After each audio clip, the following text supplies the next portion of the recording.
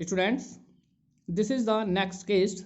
Let an object be thrown from the ground in the vertically upward direction with an initial velocity u. इसमें कोई object है वो vertically upward direction में initial velocity u से thrown किया जा रहा है।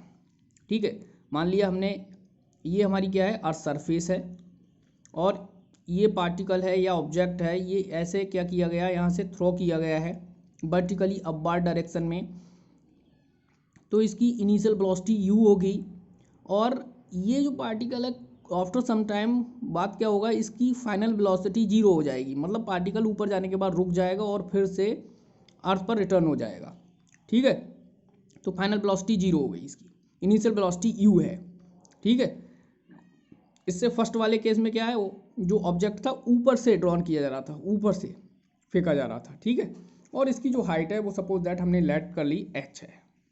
तो इस कंडीशन में देखो, अब एसिलेशन ड्यू टू ग्रेविटी कहाँ लगता है, अर्थ की ओर, और बॉडी को हमने ऊपर थ्रो किया है तो एसिलेशन होगा ऊपर। ठीक है, तो यहाँ जो a होगा वो क्या होगा, -g, दोनों एक दूसरे के अपोजिट होंगे।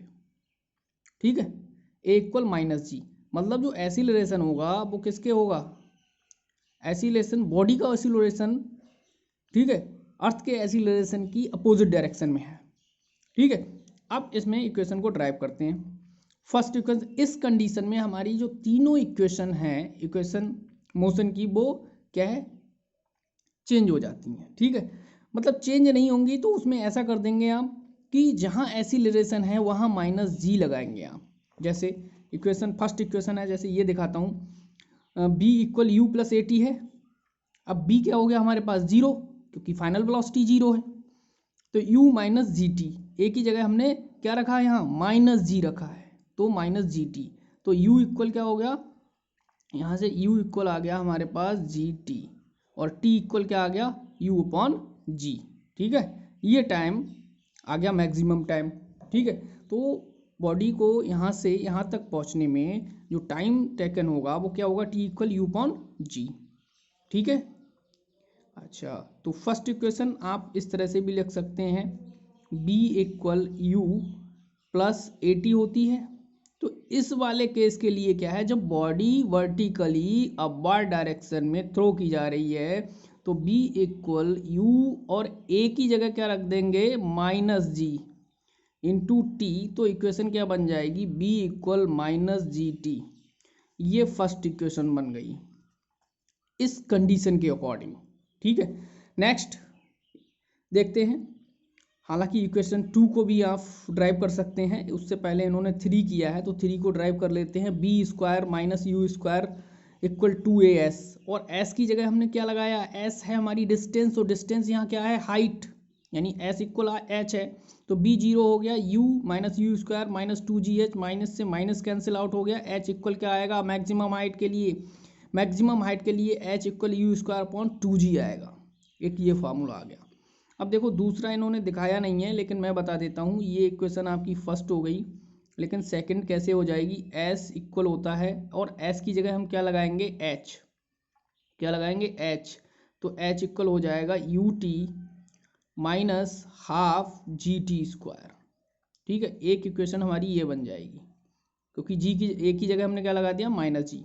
थर्ड इक्वेशन क्या है, बी स्क्वायर, ठीक है, B square equal U square minus 2gh।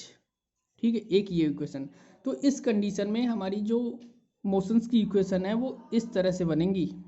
ठीक है, यानी सभी में क्या है, माइनस साइन आ जाएगा, ए की जगह जी आ जाएगा। ठीक, अब देखो, after reaching the maximum height an object start falling freely in downward direction and reach the ground again. ठीक है, जब हम किसी ऑब्जेक्ट को यहाँ से थ्रो करेंगे और आफ्टर सम टाइम वो क्या होगा, रिटर्न होकर फिर से अर्थ की सरफेस पर आ जाएगा। For symmetrical nature of motion it is clear that the time of descent is exactly equal to the time of ancient.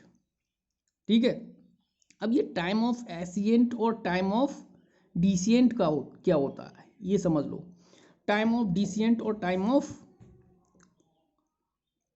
Ancient, जो हम ऑब्जेक्ट को यहाँ से थ्रो करने हैं ऊपर, तो ये टाइम ऑफ क्या हो गया, डिसिएंट हो गया, और आने में समय लगा टाइम ऑफ एशिएंट हो गया।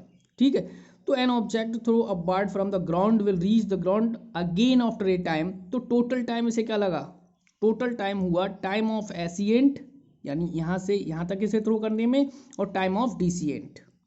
ठीक है, टाइम ऑफ डिसिएंट, टाइम ऑफ एशिएंट और टाइम ऑफ डिसिएंट, तो यही लिखा है। ठीक है, तो time of ascent plus time of descent मतलब टोटल टाइम कितना हो गया। सपोज दैट इस पार्टिकल को यहाँ से यहाँ तक पहुँचने में टाइम टी लग रहा है, आने में समय कितना लगेगा, टी ही लगेगा, तो टोटल टाइम हो जाएगा टी प्लस टी, यानी 2t हो गया, टी इक्वल हो गया 2t, और टी की वैल्यू हम क्या फाइंड आउट किए हैं, u/g। तो टाइम ऑफ, ये कह सकते हैं इसे हम टाइम ऑफ फ्लाइट भी कहते हैं, लेकिन टोटल टाइम कितना हो जाएगा, टी इक्वल 2u/g। ठीक है।